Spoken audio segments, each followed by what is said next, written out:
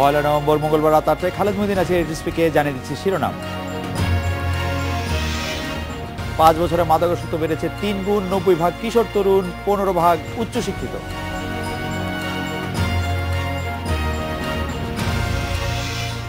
জেএসসির প্রথম দিনে অনুপস্থিত 60,000, প্রশ্ন ফাঁস নিয়ে সতর্ক শিক্ষামন্ত্রী।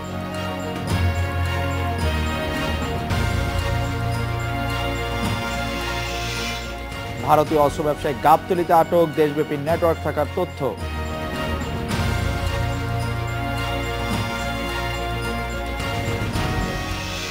মাদক, জঙ্গিবাদ ও সন্ত্রাস থেকে দূরে থাকতে যুব সম্প্রদায়কে আহ্বান জানিয়েছেন প্রধানমন্ত্রী শেখ হাসিনা। নিজের পরিবার ও জাতির উন্নয়নের জন্য মেধা কাজে লাগানোর পরামর্শ দিয়েছেন প্রধানমন্ত্রী। মঙ্গলবার রাজধানীর ওসমানী স্মৃতি মিলনায়তনে জাতীয় যুব দিবসের অনুষ্ঠানে এসব কথা বলেন তিনি আরো বলেন, সরকার চায় না যুবশক্তি বিপথে যাক এবং অভিভাবক ও জাতির জন্য যন্ত্রণার কারণ হয়ে দাঁড়াক। মাদক, সন্ত্রাস ও জঙ্গিবাদকে অসুস্থ ধারা বলে উল্লেখ করে শেখ হাসিনা বলেন, টেকসই উন্নয়নের লক্ষ্যমাত্রা অর্জনে যুব সমাজ বলিষ্ঠ ভূমিকা রাখবে। তিনি আশা করেন, সুযোগ করে দিলে এ দেশের যুবকেরা অসাধ্য সাধন করতে পারে।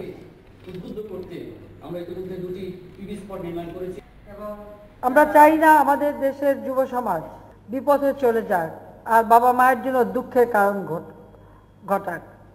যেমন মাদকাসক্তি, সন্ত্রাস, উগ্রপন্থা, জঙ্গিবাদ, এর থেকে যুব সমাজকে বিরত থাকতে হবে। কারণ এ পথ মানুষকে সুস্থ পথে নিয়ে যায় না, আর এ পথ ওই বেহেশত আর স্বর্গেও নিয়ে যাবে না, আর বেহেশতে নিয়ে হুড়কড়িও দেবে না। যুব উন্নয়নে অন্যতম বাধা হিসেবে দেখা দিয়েছে মাদকাসক্তি। বিভিন্ন মাদক বিরোধী সংগঠনের তথ্য অনুযায়ী দেশে মাদকাসক্তের সংখ্যা অন্তত 1.5 কোটি। 2010 সালে এই সংখ্যা ছিল 50 লাখ। আসক্তদের শতকরা 90% কিশোর ও তরুণ। মাদকাসেবীদের শতকরা 45% বেকার, 65% আন্ডার গ্রাজুয়েট, 15% উচ্চশিক্ষায় শিক্ষিত। এ বিষয়ে কথা বলতে আমাদের সাথে আছেন মনোচিকিৎসক অধ্যাপক ডক্টর মোহিত কামাল, আছেন মাদকদ্রব্য নিয়ন্ত্রণ অধিদপ্তরের অতিরিক্ত মহাপরিচালক পরিমল কুমার দেব। অধ্যাপক মোহিত কামাল, মাদক দ্রব্য যে আমাদের যুব সমাজের জন্য একটি মারাত্মক সমস্যা, সেটি মাননীয় প্রধানমন্ত্রীও আজকে তার বক্তব্যে বলেছেন। এই কথা কি সত্য যে মাদক দ্রব্যের সমস্যাটা যে থেকে যাচ্ছে, মাদক সেবার সমস্যাটা যে থেকে যাচ্ছে, তার একটি বড় কারণ হচ্ছে মাদক দ্রব্যের সহজলভ্যতা? আপনার অভিজ্ঞতা কি বলে ডক্টর মোহিত কামাল? অবশ্যই সহজলভ্যতা একটি বড় কারণ, এবং আমরা লক্ষ্য করি যখন সহজলভ্যতা হয় তখন মাদক গ্রহণের প্রবণতা বাড়ে, আবার মাদক গ্রহণের প্রবণতা যখন বাড়তে থাকে তখন সহজলভ্যতা আরো বেশি বাড়ে, অর্থাৎ সাপ্লাই আরো বেশি বাড়ে। যখন ডিমান্ড বাড়ে সাপ্লাই বাড়ে, এটা একটা নীতি, এটা একটা রুলস মাদক বিষয়ে। কিন্তু প্রধানমন্ত্রী যে বিষয়টা আহ্বান জানিয়েছেন, আমরা যারা মাঠ কর্মী, মাঠে কাজ করছি মাদক প্রতিরোধে এবং মাদক চিকিৎসায় এবং মাদক প্রতিরোধের যে আন্দোলনের সাথে সম্পৃক্ত আছি, আমরা সবার পক্ষ থেকে প্রধানমন্ত্রীকে অভিনন্দন জানাই। কারণ আমার কাছে মনে হয় যে কিছুদিন আগেও আমাদের জঙ্গিবাদ আমাদের দেশের সুপ্রিম প্রায়োরিটি ছিল সমস্যার দিক থেকে। এখন আমরা বলবো যে এই বর্তমান সরকার, স্বরাষ্ট্র মন্ত্রণালয় সেই প্রায়োরিটিটাকে শক্ত হাতে দমন করতে পেরেছেন এবং দমন করে চলেছেন। এখন তারা মাদককে যে সুপ্রিম প্রায়োরিটি দিয়েছেন, এটি জাতির জন্য আমি মনে করি অত্যন্ত গুরুত্বপূর্ণ। এবং আমি খুব শঙ্কিত ছিলাম যে এইরকম মাদকের প্রবাহ চলতে থাকলে আর 10 বছর পরে আমাদের দেশের কি অবস্থা হবে। আপনি আমাদের সঙ্গে থাকুন। এই মাদকের প্রবাহ সম্পর্কে কথা বলতে আমরা মাদকদ্রব্য নিয়ন্ত্রণ অধিদপ্তরের অতিরিক্ত মহাপরিচালক পরিমল কুমার দেবের কাছে জানতে চাইবো যে মাদক দ্রব্যের এই অবাধ প্রবাহ যার কথা অধ্যাপক মোহিত কামাল বলছেন, যার সহজলভ্যতার কথা আমরা বলছি, সেটি কি সত্যি তাই নাকি আমরা একটি উপরি ধারণা থেকে বলছি? পরিসংখ্যান কি বলে জনাব পরিমল কুমার দেব? পরিসংখ্যান অনুযায়ী, ধন্যবাদ আপনাকে, পরিসংখ্যান অনুযায়ী কিন্তু মাদকের যে সাপ্লাইটা এটা কিন্তু কমে গেছে। কারণ আমরা পার্শ্ববর্তী দেশসমূহ, যেখান থেকে বিশেষ করে মায়ানমার থেকে ইয়াবা আসে, ইন্ডিয়া থেকে ফেন্সিডেল আসে, এটা কিন্তু আমরা বিগত বছরের থেকে আমরা এখন দেখতে পাচ্ছি বেশ আমাদের অভিযানের কারণে, এবং আমরা দ্বিপাক্ষিক যে আলোচনা করছি সেই আলোচনা থেকেও পার্শ্ববর্তী দেশসমূহ অনুধাবন করতে পেরেছেন। আমি একটি উদাহরণ দিলে আপনি পরিষ্কার হবে। 1 সপ্তাহ আগে আমরা মায়ানমারকে বারবার বলে আসছি যে ইয়াবাটা মায়ানমার থেকে আসছে। তারা এটা কিন্তু প্রথম দিকে খুব একটা গুরুত্ব দেয়নি, কিন্তু গত 3-4 দিন আগে তারা একটা চিঠি পাঠিয়েছে যে সীমান্তবর্তী এলাকা থেকে তারা বেশ কিছু ইয়াবা উদ্ধার করেছে এবং সেখানে কারখানায় তারা হামলা করে মাটির নিচ থেকে ইয়াবা বের করেছে, ছবি সহ আমাদের কাছে পাঠিয়েছে। আবার আমরা বিভিন্ন বর্ডারে জনাব কুমার দেব আমাদেরকে যদি একটি পরিসংখ্যান দিতেন যে গত বছর বা 2015 সালের তুলনায় 2016 সালে মাদকের সাপ্লাই কি হয়েছে, তাহলে আমরা বুঝতে পারতাম যে কত ভাগ কমেছে যেটি আপনি দাবি করছেন। যেমন 2015 সালে আমাদের ফেন্সিডিল উদ্ধারের পরিমাণ ছিল বিভিন্ন বাহিনীর মাধ্যমে, সেটা ছিল 88,000 সামথিং, কিন্তু এই বছর আমরা এখন পর্যন্ত দেখতে পাচ্ছি আমাদের 57,000 সামথিং ফেন্সিডিল উদ্ধার হয়েছে। তেমনি ভাবে ইয়াবাও কিন্তু আমাদের কমে এসেছে গত বছরের তুলনায়। উদ্ধার কম হওয়া মানে কি সরবরাহ কম থাকা? উদ্ধার কম হওয়া মানে সরবরাহ কম থাকা। আমাদের বিভিন্ন বাহিনী আছে, কোস্টগার্ড, র্যাব, পুলিশ, বিজিবি এবং মাদকদ্রব্য নিয়ন্ত্রণ অধিদপ্তরে যারা কর্মকর্তা আছেন, আমাদের যারা সাপ্লাই রিডাকশনের সাথে জড়িত আছেন, তারা বিভিন্নভাবে উদ্ধার করার কারণে আপনার ডিমান্ড কমে আসছে এবং সাপ্লাইও কমে যাচ্ছে। অধ্যাপক মোহিত কামাল, মাদকদ্রব্য নিয়ন্ত্রণের জন্য যে চিকিৎসা সেবা আপনারা দিয়ে থাকেন, যে চিকিৎসা ব্যবস্থাপত্র আপনারা দিয়ে থাকেন, সেই ব্যবস্থাপত্রের মধ্যে আপনি কোনো রকম কোনো ত্রুটি দেখছেন কিনা, বা এই ব্যবস্থা দেওয়ার ক্ষেত্রে অনেক প্রতিষ্ঠানের বিরুদ্ধে অভিযোগ রয়েছে যে তারা আসলে যে সেবা দিচ্ছে তা আসলে মাদকদ্রব্য নিরাময় না করে মাদক সেবীদের আবারও মাদকদ্রব্যের দিকে ঠেলে দেওয়ার আশঙ্কা থেকেই যায়। এই বিষয়ে আপনার পর্যবেক্ষণ, আপনি অনেকদিন ধরে মাদকদ্রব্য নিয়ন্ত্রণ বা আমি যদি বলি যে যুবকদের মধ্যে নিরুৎসাহিত করার কাজে আছেন, সে ব্যাপারে আপনি একটু পর্যবেক্ষণ শুনবো। আমরা একটা বিরতি নিয়ে ফিরছি আপনাদের কাছে।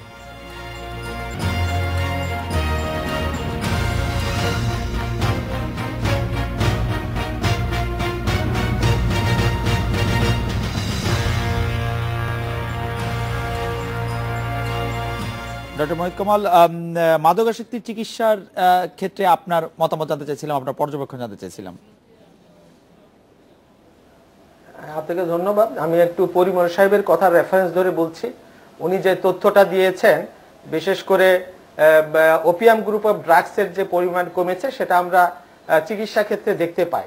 আমি একটা স্টাডি করেছি, আমি সেখানে দেখেছি যে এখন ইয়াবার আসক্তির হার 58%, কিন্তু ওপিয়াম গ্রুপ অফ ড্রাগ চলে এসেছে 28%-এ।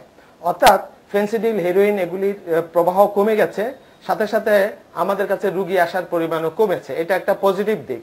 কিন্তু একই সাথে আমি বলতে বাধ্য হচ্ছি যে ইয়াবার যে অবাধ প্রবাহ, এটা জোয়ারের মতো আমাদের দেশে ঢুকছে, গ্রামের প্রত্যন্ত অঞ্চলে ছড়িয়ে যাচ্ছে। এত ব্যাপক এবং বিধ্বংসী এর পরিণতি, মানসিক রোগ করা ছাড়াও এরা এই মাদক মানুষকে নিষ্ঠুর করে ফেলে, নৃশংস করে ফেলে, হিংস্র করে ফেলে, এবং এর কারণে যত ক্রাইম দেশে বাড়ছে এটা একটা বড় কারণ আমার কাছে মনে হয়। মানুষকে অনিয়ন্ত্রিত করে ফেলে, ছেলেদেরকে বেপরোয়া করে ফেলে, পাষণ্ড হয়ে যায়, তারা বুঝতে পারে না তারা কি করছে, তারা ডিসিশন মেক করতে পারে না। সুতরাং এইটির ব্যাপক বিধ্বংসী অবস্থার কারণে আমরা এটা প্রচুর এখন রুগী পাই, এটা বলছি। আরেকটা বলছি যে চিকিৎসার ক্ষেত্রে আপনি যে কথাটা বলেছেন, যে চিকিৎসা ব্যাপারে যেটা বলেছেন, যে দেখুন, ধরেন ইয়াবা খেলে জেনেটিক মলিকুল পর্যন্ত পরিবর্তন হয়ে যায়, অর্থাৎ তার পরবর্তী বংশধরের মধ্যে এই মাদক গ্রহণের ঝুঁকি থেকে যায়। এটা by definition it is a chronic relapsing brain disease, অর্থাৎ এটা বারবার হবে এমন একটি রোগ। একটা রোগ বারবার হওয়ার অর্থ এই না যে চিকিৎসা ফেল করেছে। যখন চিকিৎসা গ্রহণ করার পর সফলতা নিয়ে সে বাইরে যায়, আবার যখন ওই ক্যাম্পাসে মিশে ছেলেদের সাথে, যাদের সাথে মাদক নিত, সে না নিলেও প্যাসিভলি তার ভিতরে মাদক আসক্তির প্রবণতাটা বেড়ে যায়, অর্থাৎ তা ফেল করে। তো এই হারে আমরা দেখছি যে এটা ফেল করার হার বেশি, কারণ তাকে আবার ফিল্ডে ফিরে যেতে হয়, তাকে পাড়ায় ফিরে যেতে হয়, তাকে স্কুলে ফিরে যেতে হয়, কলেজে ফিরে যেতে হয়। সেখানকার পরিবেশ যেহেতু অনিয়ন্ত্রিত থাকে, সেখানেও যেহেতু সবাই মাদক নেয়, সে আবার দলে ফিরে যায়। এভাবে আমরা দেখছি রিলাপসের হার বেশি। কিন্তু আপনি আরেকটা কথা যেটা বলেছেন যে এটা চিকিৎসায় কোনো ত্রুটিপূর্ণ কিনা, হ্যাঁ, মাদক চিকিৎসার যে অ্যাকচুয়াল চিত্র বিশ্বব্যাপী, বা আমরা যে একাডেমিক কারিকুলামে যেটা পড়ি এবং পড়াই, সেটার মধ্যে আমরা বলি যে 2 বছর মাদকের চিকিৎসা করতে হবে। প্রথমে 1 বছর যদি কেউ মাদক না নেয় তাকে আমরা বলছি আর্লি রিকভারি, এবং পরবর্তী 1 বছর যদি মাদক না নেয় তাকে বলছি সাস্টেইন রিকভারি। তারপরে 2 বছর পরে বলি যে হ্যাঁ, ছেলেটি মাদক ছেড়েছে। এই যে দীর্ঘ প্রক্রিয়ায় মাদক নেওয়ার, এই প্রক্রিয়াটা আমাদের দেশে কম এক্সিকিউটেড হয়, পরিবারও সচেতন হয় না, এবং রুগীরও ড্রপ আউট রেট বেশি, তারা সরে যায়, যার ফলে তারা নিয়মিত সেশনগুলোতে আসে না, এবং এটার ফেলিউর রেট এ কারণে বেশি। কিন্তু আমি বলছি, যাদের পারিবারিক সাপোর্ট থাকে, যেসব রোগীগুলি নিয়মিত ফলো আপে আসে, definitely they are getting the improvement, and they are having the productive life in the field. সুতরাং এটা আমরা বলবো যে নৈরাশ্যবাদী হওয়ার কিছু নয়, আমরা লেগে থাকতে হবে এবং লেগে থাকার জন্য আমাদের দেশেও যেই ব্যবস্থা আছে, মানে আমাদের যা আছে তার মধ্যেও কিন্তু আমরা কিছু ফল দিতে পারি। আপনি বলেছেন কোথাও কোথাও অনিয়ম হচ্ছে, এটা আমিও শুনেছি, কিন্তু আমি লক্ষ্য করি যে যখন মাদকাসক্তিরা সেই স্টেটমেন্ট দেয় তারা কিন্তু ভুল তথ্য দেয় যে আমাকে মেরেছে, আমাকে বেঁধে রেখেছে, আমাকে নানা কিছু করেছে। এগুলি হয়তো সে পুনরায় ভর্তি হওয়ার ভয় থেকে সেটা বলে, নেতিবাচক কথা ছড়ায়। কিন্তু কোন সেন্টার যেগুলি প্রাইভেট সেক্টর গড়ে উঠছে, কেন একটা ছেলেকে অযথা তাকে নির্যাতন নিপীড়ন করবে? আপনাকে ধন্যবাদ। আমি জনাব পরিমল কুমার দেব আপনার কাছে একটু জানতে চাইবো যে মাদকদ্রব্য নিয়ন্ত্রণে কোন বিষয়গুলিকে বড় চ্যালেঞ্জ মনে হয় আপনার, এবং যে কথাটি আসলে দর্শকরা আমাদেরকে বলতে চাইছেন বিভিন্ন সামাজিক মাধ্যমে, সেই কথাটি হচ্ছে যে মাদকাসক্তি নিরাময় কেন্দ্র যেগুলি আছে সেগুলির ব্যাপারে আপনাদের কোন রকম কোনো নিয়ন্ত্রণ রয়েছে কিনা, বা তাদের মান যাচাই করার কোন রকম ব্যবস্থা আপনাদের রয়েছে কিনা, সেটিও যদি একটু বলতেন জনাব পরিমল কুমার দেব। ধন্যবাদ আপনাকে। আমাদের দেশে 5টি সরকারি মাদক নিরাময় কেন্দ্র আছে, তার মধ্যে ঢাকাতে একটি, খুলনায় একটি, রাজশাহীতে একটি,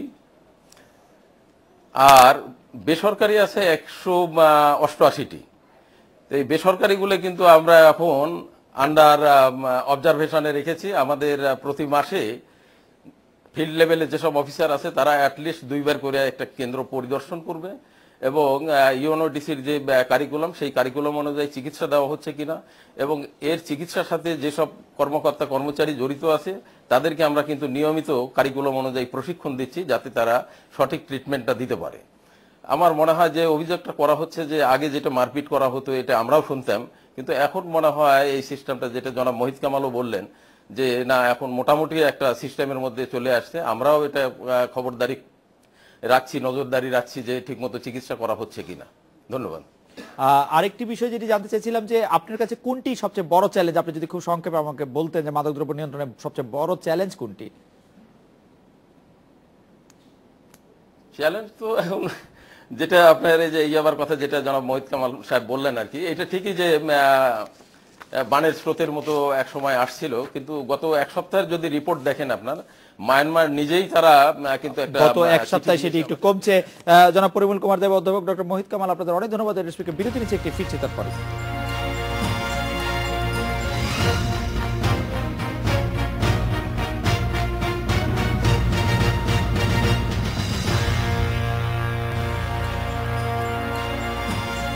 জেএসসি ও জেডিসি পরীক্ষার প্রথম দিনে অনুপস্থিত ছিল প্রায় 60,000 শিক্ষার্থী।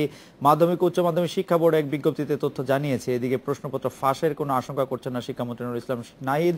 গুজব সম্পর্কে অভিভাবকদের সচেতন থাকার পরামর্শ দিয়েছেন তিনি।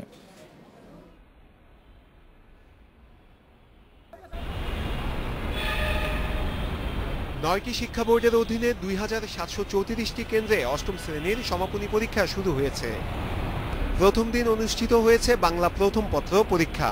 এবার পরীক্ষায় অংশ নিচ্ছে 24,12,775 জন শিক্ষার্থী।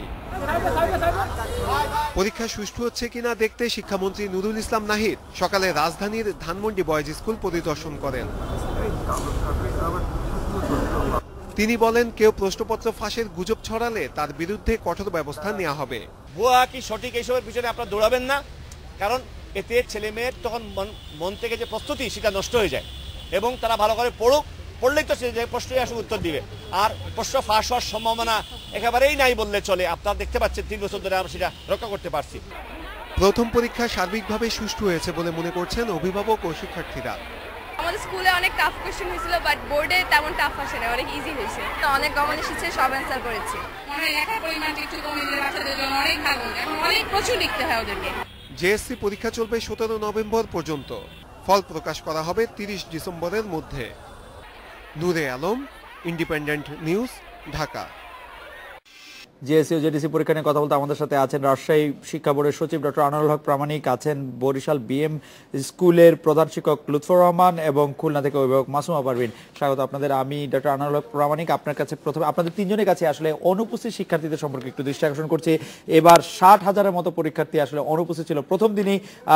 এর কারণ কি বলে আপনি মনে করেন ডক্টর আনোয়ারুল হক প্রামাণিক? রাজশাহীতে অনুপস্থিত ছিল 4,838 জন পরীক্ষার্থী, 2,24,762 জন পরীক্ষার্থীর মধ্যে। সংখ্যাটি কি বেশি, কম নাকি ঠিকই আছে? আপনি কি মনে করছেন ডক্টর আনোয়ারুল প্রামাণিক? ধন্যবাদ।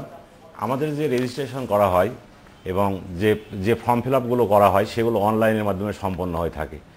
অনেক শিক্ষা প্রতিষ্ঠান ফর্ম ফিল আপ করতে গিয়েই অনেক অ্যানোমালিজ এ পর্যন্ত হয়ে থাকে যে কিছু শিক্ষা প্রতিষ্ঠানের ফর্ম ফিল আপ হওয়ার কথা ধরে নেন যে 50 জন, কিন্তু অনলাইনে করতে গিয়ে হয়তো সেখানে 55 জন দেখা যাচ্ছে তারা সেন্ড করেছে। সেই ক্ষেত্রে কিছু অ্যানোমালিজ দেখা যায়, আর বাস্তবেই কতগুলো অ্যাবসেন্ট থাকি। সেই কারণেই আমাদের 4000 অ্যাবসেন্ট আমাদের দৃষ্টিতে বেশি মনে হচ্ছে। তার মধ্যে আমাদের কাছে মনে হয়েছে যে 1000-এর মতো ফর্ম ফিল আপে ত্রুটি ছিল, রেজিস্ট্রেশনের ত্রুটি ছিল, সেন্ড করাতে ত্রুটি ছিল, যার কারণে সংখ্যাটা ওইভাবে প্রতীয়মান হয়েছে।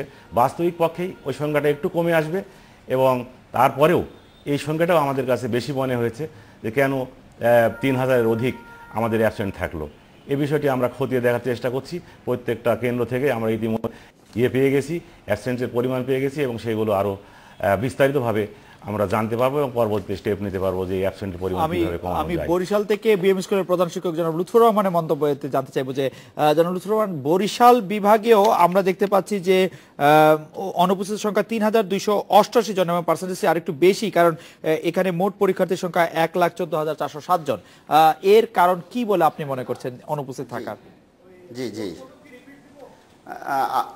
আমার মনে হয় যে এইটা এই যে আমরা যে অনলাইনে ফর্ম ফিল আপ করি, সেখানে অনলাইনে ফর্ম ফিল আপ করতে গিয়ে হয়তো একটা ছেলেকে আমরা ইনডাইরেক্ট কইতে তার নামটা আমরা পোস্টিং দিয়েছি অনলাইনে, কিন্তু আসলে বাস্তবে এই ছেলেটি নাই। এরকম কিছু ঘটনা ঘটতে পারে। আর একটা ঘটনা ঘটতে পারে যে এই ছেলেটি আসলেই তার অভিভাবক এত অসচেতন যে তারা স্কুলের সাথে আদৌ কোনো যোগাযোগ রাখে না, যার জন্য হয়তো এই ছেলেটি আদৌ পরীক্ষায় অংশগ্রহণ করে না। আমরা যে মিড টার্ম নেই এবং মডেল টেস্ট নেই, হয়তো দেখা গেছে এই ছেলেটি এতেও অংশগ্রহণ করেনি, অথচ তার ফর্ম ফিল আপ হয়েছিল। আচ্ছা, এই হিসাবে দেখা যায় এইটা 1,17,457 মধ্যে 3,288 জন খুব একটা বেশি হবে না। এর মধ্যে হয়তো বোনাফাইড স্টুডেন্ট হয়তো অর্ধেক বেশি নাই, যেটা খুঁজে পাওয়া যাবে না, এরকম এটা আমার ধারণা। জনাব লুৎফর রহমান, আপনাকে ধন্যবাদ। মাসুমা পারভিন, আপনার কাছে জানতে চাইবো যে অভিভাবক হিসাবে এবার জেএসসি ও জেডিসি পরীক্ষা যেভাবে অনুষ্ঠিত হচ্ছে তাতে আপনি সন্তুষ্ট কিনা? ধন্যবাদ। আমি যেটা বলতে চাচ্ছিলাম যে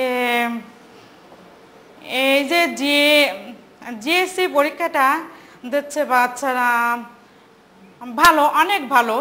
তার মধ্যে কথা হচ্ছে যে আপনার সৃজনশীলটা দেওয়ার মাধ্যমে আমি মনে করি যে বাচ্চারা অনেক ব্রেন শক্তি নিয়ে তারা পরীক্ষা দিচ্ছে, চাপ পড়তেছে। তার মধ্যেও ভালো, কেননা হলো আপনার দেখা যাচ্ছে যে বাচ্চারা অভিজ্ঞতা বেশি পাওয়া, তার মধ্যে দেখা যাচ্ছে যে বুদ্ধি খাটিয়ে তারা হলো সৃজনশীলটা লিখতেছে। তা আমি মনে করি এটা ভালো। আর দেখা যাচ্ছে যে স্কুলে যে পরীক্ষাগুলো দিচ্ছে, আগে যেসব আমরা পরীক্ষা দিতাম দেখা যাচ্ছে যে যেটা প্রশ্ন ছিল সেটাই আমরা লিখতাম, আর কি বানিয়ে বানিয়ে লেখা হতো না। আর সৃজনশীলের মাধ্যমে বানিয়ে লেখার অভ্যাস বা মুখস্থ না করার অভ্যাস অনেকটাই হচ্ছে। ডক্টর প্রামাণিক, এবার পরীক্ষা দিয়ে বের হয়ে আসার পর আমরা শিক্ষার্থীদের কাছে শুনতে পেয়েছি যে প্রতি বছরই একই কথা শুনতে পাই যে এবার প্রশ্ন অনেক সহজ হয়েছে, বা স্কুলে তারা যে ধরনের পরীক্ষা দিচ্ছে তার চেয়ে সহজ প্রশ্ন হচ্ছে। প্রশ্নের সহজ কঠিন বা তুলনামূলক বিচারের সম্পর্কে আপনার পর্যবেক্ষণ একটু জানতে চাইছিলাম যে কেন স্কুলে তুলনামূলকভাবে কঠিন প্রশ্ন করা হয় বা বোর্ডের পরীক্ষায় সহজ প্রশ্ন করা হয়, এর পেছনের বিজ্ঞান বা যুক্তিটা কি আসলে? ডক্টর প্রামাণিক। ধন্যবাদ। এই যে সৃজনশীল পদ্ধতি আসবার পর থেকেই প্রত্যেকটি প্রতিষ্ঠান অনেক সতর্ক আগের তুলনায়। যে সৃজনশীল পদ্ধতিটি নতুন, এই পদ্ধতি ছাত্রদের কাছে অধিক বোধগম্য করে তোলবার জন্য তারা বিভিন্ন পদ্ধতি অবলম্বন করে কিভাবে ছাত্রদেরকে ভালোভাবে এই জিনিসটিকে আত্মস্থ করানো যায়। এই করতে গিয়ে সৃজনশীল পদ্ধতিতে আপনি জানেন এখানে মুখস্থ করবার কোনো সুযোগ নাই, এখানে অনুধাবন করতে হবে এবং একটি জিনিস সৃষ্টি করতে হবে। তো এই সৃষ্টিটা একটি প্রশ্নের একটি উত্তর বিভিন্নভাবে সৃষ্টি হতে পারে মূল থিমকে ঠিক রেখে। তাই প্রতিষ্ঠানগুলো এই উদ্দীপক তৈরির সময় বা প্রশ্ন তৈরি করবার সময় বইয়ের বা পুস্তকের অনেক গভীর থেকে অনেক কোশ্চেন করে থাকে, যেখানে সৃজনশীল পদ্ধতিতে একটি ছাত্রকে সেই অধ্যায়টি গভীরভাবে পাঠ না করলে, আত্মস্থ না করলে সে কিন্তু উত্তর করতে পারবে না। আর স্কুলগুলো এই গভীর থেকে প্রশ্ন করে থাকে শিক্ষার্থীর ভবিষ্যতের কথা চিন্তা করে, যাতে করে শিক্ষার্থীরা এই গভীরে তারা আত্মস্থ করতে পারে এবং পরবর্তীতে ফাইনাল পরীক্ষায়, পাবলিক পরীক্ষায়, যেমন জিএসসি পরীক্ষায় তারা ভালো পরীক্ষা দিতে পারে। তাৎক্ষণিকভাবে স্কুলগুলোতে মনে হয় কোশ্চেন কঠিন হয়েছে, কারণটা আমার কাছে ওইটাই মনে হয়েছে যে স্কুলের শিক্ষকরা অনেক সতর্ক তাদের ছাত্রদেরকে নিয়ে, যে এই ছাত্ররা এখন যদি আমরা প্রশ্ন একটু কঠিন করি তাহলে তারা আরেকটু ভিতরে ঢুকবে এবং পরবর্তীতে তাদের পাবলিক পরীক্ষাটা আরো ভালো করতে পারবে। ডক্টর প্রামাণিক, আপনাকে ধন্যবাদ। আমি জনাব লুৎফর রহমান আপনাকে জানতে চাইবো যে শ্রেণীকক্ষে পাঠদানের ক্ষেত্রে শিক্ষকরা কি সৃজনশীল পদ্ধতিতে উত্তর করা বা সৃজনশীল পদ্ধতিতে প্রশ্ন করার বিষয়টি ভালোভাবে সামাল দিতে পারছেন কিনা? সৃজনশীল প্রশ্ন পদ্ধতি প্রণয়নের অনেকটা সময় পেরিয়ে আসছে আমরা, আপনার পর্যবেক্ষণ কি এখন জনাব লুৎফর রহমান? হ্যাঁ, আপনাকে ধন্যবাদ। আসলেই বর্তমান এই সরকার, আমাদের শিক্ষামন্ত্রী যে সিস্টেম করেছে সৃজনশীল পদ্ধতিতে আমাদের প্রত্যেকটা স্কুলে শিক্ষকদের প্রশিক্ষণ দিয়েছে, যার ফলে প্রত্যেকটা বিদ্যালয়ের শিক্ষকরা এই সৃজনশীল প্রশ্ন নিয়ে তারা গবেষণা করে এবং প্রশ্ন তৈরি করে এবং বাচ্চাদের এভাবে প্রশ্ন তৈরির মধ্য দিয়ে তাদেরকে এই প্রশ্ন উত্তর যাতে সুন্দরভাবে দিতে পারে সেইভাবে তারা এই বাচ্চাদের নিয়ে এটা নিয়ে চর্চা করে, যার জন্য আমি মনে করি যে এইটা ঠিকভাবে তারা এইটা নিয়ে বাচ্চাদের যেহেতু শিক্ষা দিচ্ছে, বাচ্চারা এটা পারতেছে। তবে এখানে কিছু ব্যত্যয় হতে পারে, যেহেতু এটা নতুন একটা সিস্টেম। কোনো কোনো স্কুলে হয়তো সৃজনশীল প্রশিক্ষণ না পেয়ে থাকলে ওই সমস্ত স্কুলে হয়তো এই সৃজনশীল প্রশ্ন নিয়ে তাদের কিছু তো কথা থাকতে পারে, কিন্তু এখন প্রায় স্কুলে এই সৃজনশীল প্রশ্ন নিয়ে তারা প্রশ্ন করে এবং বাচ্চাদের ওভাবে প্রস্তুত করে এবং বাচ্চারা আমি মনে করি সৃজনশীল প্রশ্ন নিয়ে তারা সঠিকভাবে পড়াশোনা করে। স্যার, আপনি কি মনে করেন বাচ্চারা কি এখন মুখস্থ করা ছেড়ে দিয়েছে? বাচ্চারা কি এখন কোনো কিছু মুখস্থ করতে হয় না তাদের? হ্যাঁ, অবশ্যই অবশ্যই তারা জানে যে এই বাজারের যে গাইড বই বা এতে কোনো প্রশ্নই হয় না, তারা মূল বইয়ের উপরে তারা নির্ভরশীল এবং মূল বই নিয়ে আসতে। আমরা একজন অভিভাবকের কাছে জানতে চাইবো যে মাসুমা পারভিন, আপনি আমাদেরকে বলেন, বরিশালের হেড স্যার উনি বললেন যে বাচ্চারা এখন আর মুখস্থের দিকে নাই, গাইড বা ওইখান থেকে যে প্রশ্ন মুখস্থ করে লাভ নাই সেটি বুঝতে পেরেছে। আসলে এই অবস্থাটি এরকম কিনা? হ্যাঁ, ঠিক কথা বলেছেন, একেবারে যে সে সঠিক কথা বলেছেন তাও না। আমি যেটা বলতে চাচ্ছি যে বাচ্চারা দেখা যাচ্ছে যে বাসার থেকে যেটা পড়ে যাচ্ছে সেটাই, অথচ না সে মাথা ধরতে পারতেছে না যে ওই প্রশ্নটা কি পড়ে আসছে কিনা, তখন তার মাথা খাটিয়ে খাটিয়ে। আপনাদের বাচ্চারা কি এখন পড়া মুখস্থ করছে? কোনো বিষয় মুখস্থ করতে হচ্ছে কিনা? তার না, মুখস্থ করছে না, মুখস্থ করতে হচ্ছে না, কেননা ডেভেলপটা আপনার পরে দেখতে হচ্ছে। আচ্ছা, ওইটা মুখস্থ করতে হচ্ছে না। মাসুমা পারভিন, জনাব লুৎফর রহমান, ডক্টর আনোয়ার হক প্রামাণিক, আপনাদের অনেক ধন্যবাদ। স্পিকার একটি বিরতি নিচ্ছি, ফিরছি একটু পরে।